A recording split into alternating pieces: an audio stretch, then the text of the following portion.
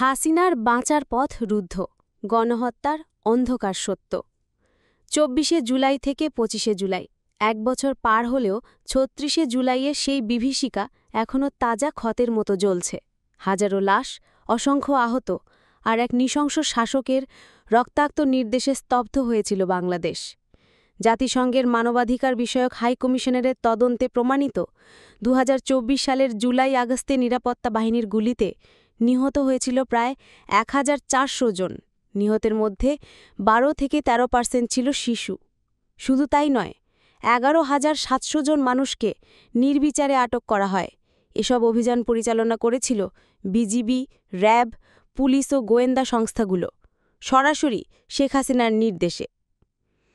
আল জাজিরার অনুসন্ধানী ইউনিট প্রকাশ করে ৪৯ মিনিটের একটি ফোনালাপ, যেখানে শেখ হাসিনা নিজে প্রাণঘাতী হামলার নির্দেশ দেন।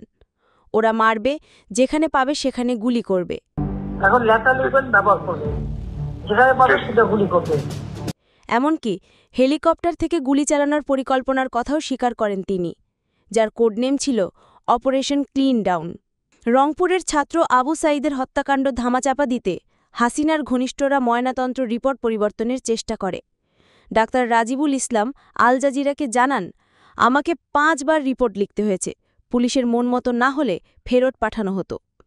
এদিকে জাতিসংঘ রিপোর্টে উল্লেখ রয়েছে, রাজনৈতিক নেতৃত্বের নির্দেশেই এসব মানবাধিকার লঙ্ঘন সংঘটিত হয়েছে। বিবিসি প্রকাশ করে সবচেয়ে ভয়াবহ পুলিশি হত্যাযজ্ঞের তথ্য। মাত্র ৩০ মিনিটে পুলিশের গুলিতে নিহত হয় ৫২ জন।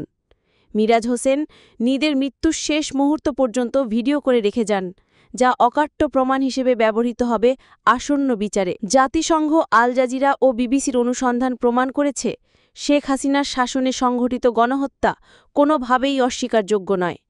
বিচার প্রক্রিয়া শুরু হয়েছে, আর পালাবার পথ রুদ্ধ হয়ে গেছে স্বৈর শাসক হাসিনার।